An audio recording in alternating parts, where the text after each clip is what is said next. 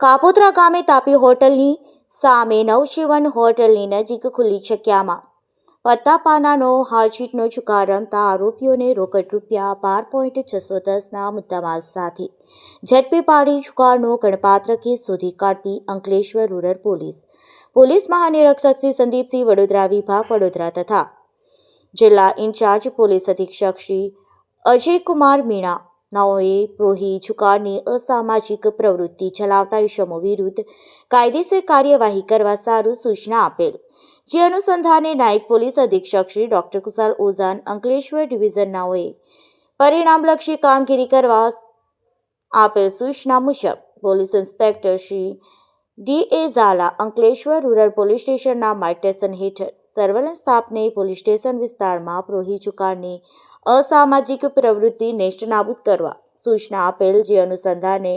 Surveillance સ્ટાફના police માણસો police station વિસ્તારમાં પેટ્રોલિંગમાં હતા.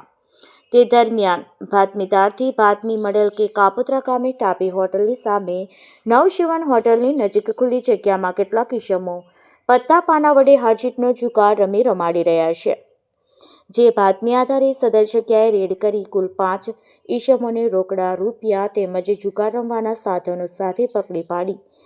તેઓ વિરુદ્ધમાં કાયદેસર કાર્યવાહી કરવામાં આવેલ છે.